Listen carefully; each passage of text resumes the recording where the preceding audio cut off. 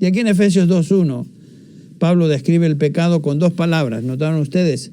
Y vosotros que estabais muertos, en dos palabras. Delitos, amartía, que quiere decir errar al blanco, y pecados, paratoma, que quiere decir resbalar o tropezar o ir en dirección equivocada.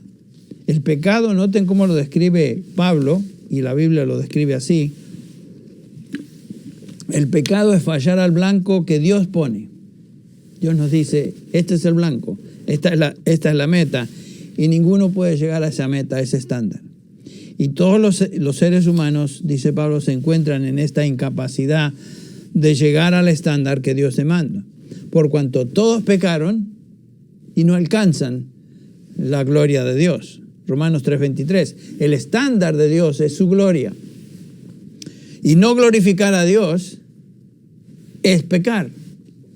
Por eso Pablo dice en Romanos 1:21, pues así, habiendo conocido a Dios, no le glorificaron como a Dios, ni le dieron gracias, sino que se envanecieron en sus razonamientos y su necio corazón fue entenebrecido. El estándar de Dios es su santidad perfecta, según nos dice Pedro 1:16, porque escrito está, sed santos porque yo soy santo. Y noten, toda la humanidad erró al blanco. No dieron gloria a Dios. No le honraron como a Dios. Todos los hombres son culpables y pecadores delante de Dios. Ningún hombre puede por sí mismo llegar a cumplir con lo que Dios demanda y siempre se queda corto de la gloria de Dios. Dice Pedro en su primera epístola, capítulo 1, versículo 16, porque escrito está, sed santos porque yo soy santo. Esto es lo que Dios requiere. Pero nadie, absolutamente nadie, puede alcanzar ese estándar. Por más que un hombre trate por sus buenas obras alcanzar la gloria de Dios, no lo puede lograr, jamás. Por más que quiera lograr la perfección, no podrá hacerlo. Claramente nos enseña Pablo en Romanos 3:20 que por las obras de la ley ningún ser humano será justificado. En Gálatas 2:16 él repite lo mismo. Ahora es cierto que no todos los hombres son tan malos como pudieran ser. Eso es cierto. Hay gente que demuestra cierto grado de bondad, por decirlo así, bondad humana y generosidad. Lo vemos en el sacrificio tal vez que hagan. Desde el punto de vista humano son buenas personas, dan dinero a los necesitados, ayudan a la Cruz Roja, qué sé yo, hacen cosas buenas. Y uno diría, desde el punto de vista humano, bueno, son buenas personas. Buenas personas en comparación a ¿qué? A otros hombres. Pero estos individuos, por más buenos que sean exteriormente, nunca llegan a dar el blanco que Dios demanda, que es su gloria, que es su perfección, que es su santidad. ¿Por qué? Porque son pecadores por naturaleza. Dos ilustraciones. En Lucas 6:33, el Señor Jesús dice, si hacéis bien a los que hacen bien, ¿qué mérito tenéis? Porque también los pecadores hacen lo mismo. Noten que el Señor Jesús da crédito al hecho de que los seres humanos no todos van a ser tan malos como el resto. Hay seres humanos que son, desde el punto de vista humano, hacen buenas cosas. Pero el Señor dice que aún los pecadores que son capaces de hacer buenas cosas o buenas obras, eso no elimina para nada su condición de pecador, la cual es la que le condena delante de Dios. Noten en Lucas 11:13 el Señor enseña algo similar. Si vosotros siendo malos sabéis dar buenas obras o buenas dádivas a vuestros hijos, ¿cuánto más vuestro Padre Celestial dará el Espíritu Santo a los que les pidan? En otras palabras, por lo general, las personas dan buenas dádivas a sus hijos. Cada uno de nosotros podemos verificar eso en nuestra propia experiencia. Buscamos lo mejor para nuestros hijos. Pero ¿qué clase de personas son? Según Jesús acá, son malos, son pecadores. ¿Por qué? Porque no alcanzan el estándar de Dios. Todo hombre sin Dios es un pecador. Pero esto no quiere decir que todos los hombres son igualmente pecadores o corruptos. Es difícil desde el ángulo nuestro, nuestra perspectiva humana, pensar en un niño o personas que conocemos que son buenas, y un niño que es tan tierno, tan lindo por afuera, qué agradable, qué precioso es verles, y nos cuesta pensar que son pecadores, que su naturaleza es pecaminosa, que desde la matriz son impíos. Nos cuesta pensar eso porque pensamos que instintivamente tal vez pensamos que nuestras buenas obras demuestran lo que somos. Si somos buenos, hacemos buenas obras. Si somos malos, hacemos malas obras. No. Todos, dice el Señor Jesús, son pecadores. No solamente que nacimos pecadores y por supuesto estamos muertos en delitos y pecados, no podemos alcanzar el estándar de Dios. Todo ser humano tropieza y va en dirección equivocada, aunque a menudo manifieste cierta bondad. Pero otra cosa que nos dice Efesios 2, en el versículo 2, es que los seres humanos están controlados por el diablo. Noten el versículo 2 de Efesios 2. Nos describe el ambiente, la esfera en el cual el hombre sin Dios opera.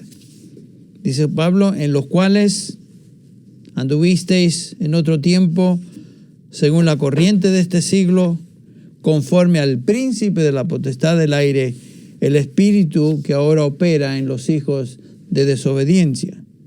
Lo primero que dice aquí es que antes de la salvación nosotros seguíamos la corriente de este mundo, la corriente de este siglo. La palabra que ahí se traduce siglo o mundo es cosmos. No se refiere obviamente Pablo aquí al mundo creado, no está hablando del mundo físico, las flores, las montañas, los árboles, las aguas, nada de eso, sino que está hablando de un sistema ideológico que domina el mundo. Este mundo, sus valores, sus estándares, sus razonamientos, su conducta. Y noten que este mundo está dominado por un príncipe. Jesús dijo, Juan 12:31, ya está aquí el juicio de este mundo, ahora el príncipe de este mundo será echado afuera. Obviamente el Señor se está refiriendo a Satanás, el principal, el diablo, Arcón, el príncipe de este mundo, el que domina al hombre sin Dios. Ya lo vimos en 1 de Juan 5:19, sabemos que somos de Dios y que todo el mundo yace bajo el poder del maligno, bajo el poder del diablo. Noten eso, nadie se escapa. A la gente no le gusta pensar en el diablo, no hablan del diablo, piensan que son historietas, que son cosas raras. Todos los que están muertos en delitos y pecados están controlados, están dominados por el príncipe de este mundo. Algunos están dominados directamente, otros simplemente están en sintonía con el mundo. Jesús llama a Satanás el padre de todos aquellos que están bajo su control. ¿Se acuerdan las palabras de Jesús? En Juan capítulo 8, versículo 44. ¿Quiénes son estos? Los espiritualmente muertos. Noten cómo Jesús se refiere a los que no le conocen. Les dice, sois de vuestro padre el diablo y las obras de vuestro padre queréis hacer. Él fue homicida desde el principio y no se ha mantenido en la verdad porque no hay verdad en él. Cuando habla mentira, habla de su propia naturaleza porque es mentiroso y padre de mentira. Y noten que Jesús llama a todos los seres humanos que no han sido redimidos hijos del diablo.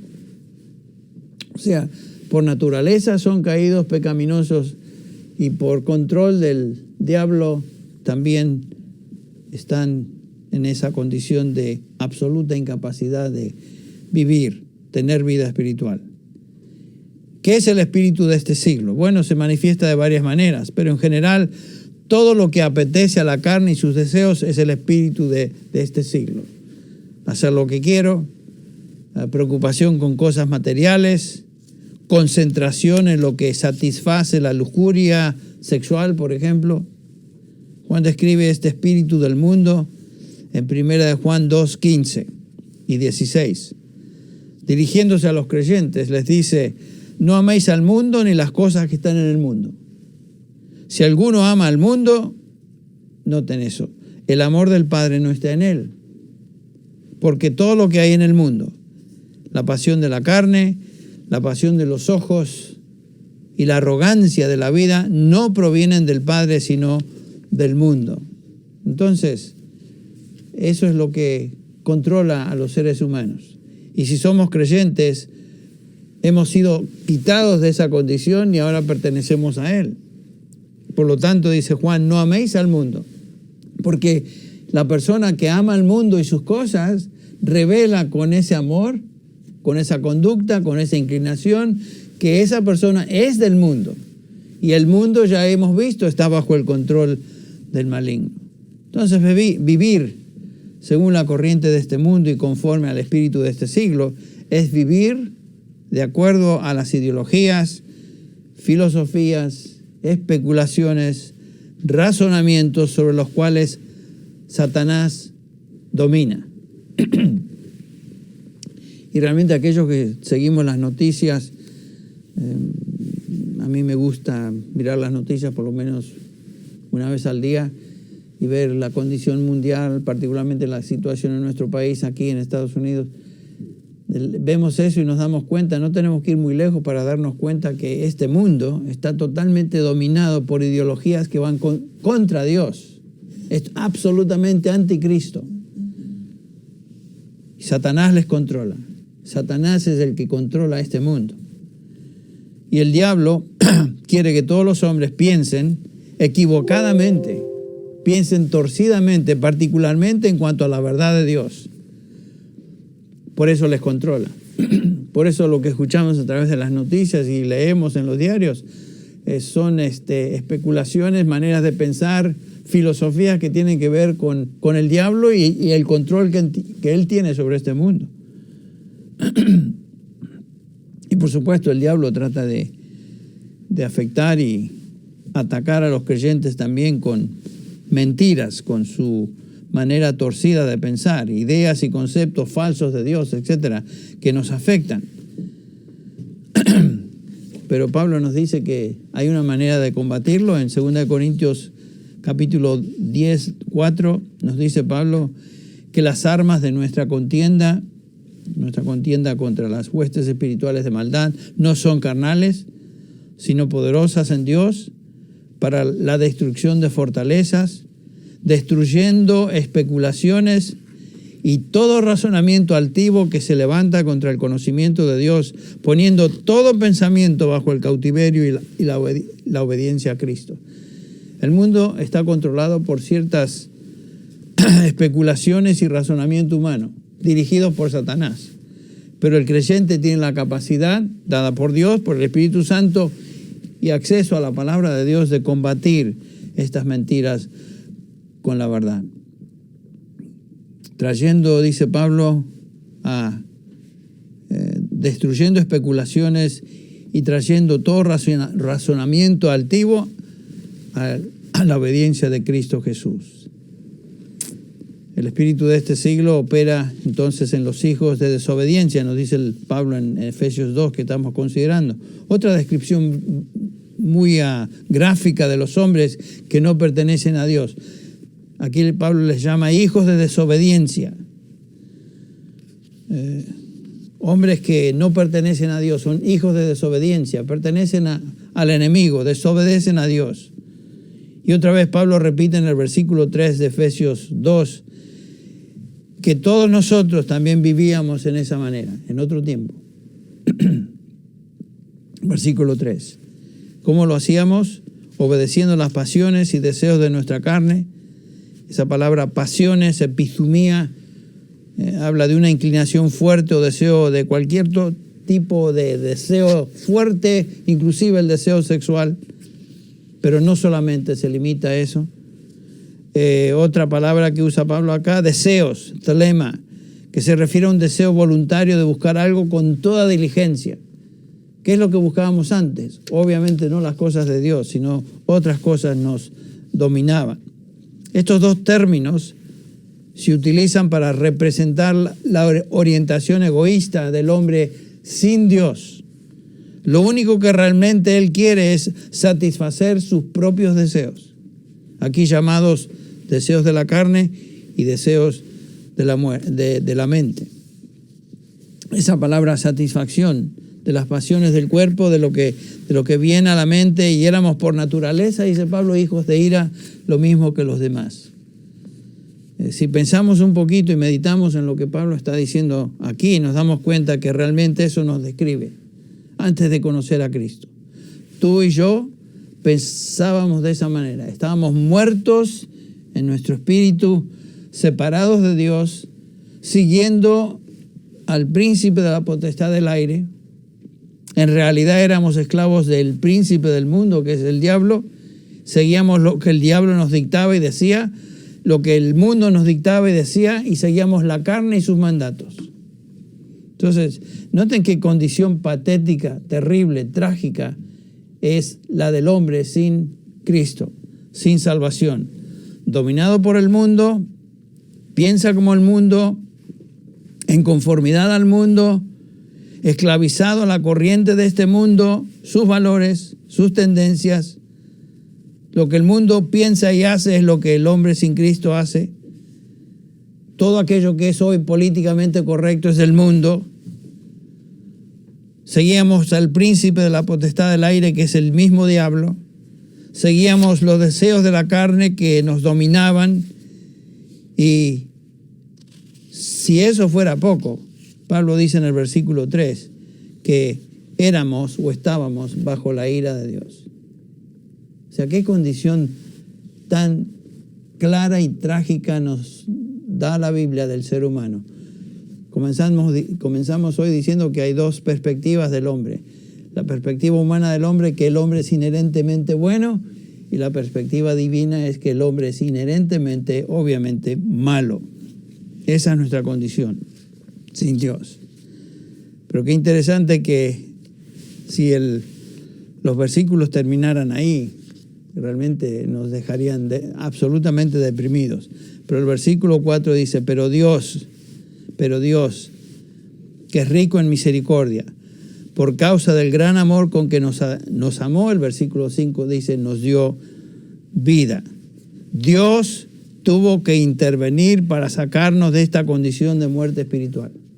Si no hubiera sido por Él, continuaríamos en esa condición. Y quiero que en los próximos minutos pensemos en eso, dónde nos encontramos, pero veamos una breve ilustración acerca de la condición del hombre, que creo que es una ilustración bíblica que nos enseña de una manera vívida lo que Dios hace en la vida de un ser humano, transformándole, pasando de muerte a vida.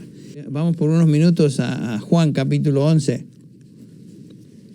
Este es el relato de Lázaro, el hermano de Marta y María, y su muerte y resurrección, que de una manera vívida ilustran lo que Dios tiene que hacer en la vida de un ser humano, dándole vida para que ese ser humano pueda responder.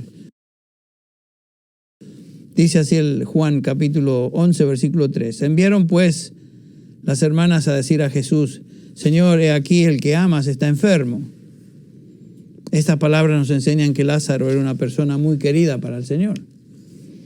Oyéndolo, Jesús dijo, esta enfermedad no es para muerte, sino para la gloria de Dios, para que el Hijo de Dios sea glorificado en ella. Y los versículos que siguen nos da el relato de la conversación que el Señor Jesús tuvo con Marta. Y Marta le dice lo mismo que su hermana María. Jesús, Señor, si hubieras venido antes, mi hermano no hubiera muerto, etc. En el versículo 17 Jesús dice, y halló que hacía ya 4 días que Lázaro estaba en el sepulcro. Betania estaba cerca de Jerusalén, el Señor viene ahí a Betania, se encuentra en el hogar de Lázaro y aquí nos dice el versículo 19 que muchos de los judíos habían venido a Marta y a María para consolarlas por su hermano. Entonces Marta, cuando oyó que Jesús venía, salió a encontrarle, pero María se quedó en casa. Y Marta le dijo al Señor, Señor, si hubieras estado aquí, mi hermano no habría muerto. Casi reprendiendo al Señor porque no vino a tiempo. Y versículo 22, y ya llegamos a la conclusión. Ahora, yo sé que todo lo que pidas a Dios, Dios te lo concederá. Jesús le dijo, tu hermano resucitará. Marta le contestó, yo sé que resucitará en el día de la resurrección, en el día final. Jesús le dijo, yo soy la resurrección y la vida. El que cree en mí, aunque esté muerto, vivirá. Todo el que vive y cree en mí no morirá jamás. ¿Crees esto? Ella le dijo, sí, Señor, yo he creído que tú eres el Cristo, el Hijo del Dios que vino a este mundo. Bueno, si bajamos la vista al resto de lo que sigue acá en el relato de Lázaro, Marta tiene la misma reacción con el Señor. Nos dice el versículo 34 que el Señor pregunta, ¿dónde le pusisteis? Y le dijeron, Señor, ven y ve. Y aquí tenemos el versículo más corto de toda la Escritura, Jesús lloró. Versículo 35. Por eso los judíos decían, mirad cómo lo amaba. Pero algunos de ellos dijeron, ¿no podía este que abrió los ojos al ciego, haber evitado también que Lázaro muriera? Al ver esto, el Señor le dice en el versículo 38, Jesús, profundamente conmovido, otra vez vino al sepulcro, era una cueva, tenía una piedra encima. Dijo Jesús, quitad la piedra. Marta, la hermana del que había muerto, le dijo, Señor, hiede ya, porque es de 4 días. Jesús le dijo, ¿no te he dicho que si crees verás la gloria de Dios? Entonces aquí el Señor, en el versículo 43 leemos, habiendo dicho esto, gritó con fuerza y dijo, Lázaro, ven fuera. Y noten el versículo 44, y aquel que había estado muerto salió, atadas las manos y los pies con vendas y el rostro envuelto en un sudario, y Jesús le dijo, desatadle y dejadle ir. Lázaro hizo exactamente lo que el Señor Jesús le mandó hacer.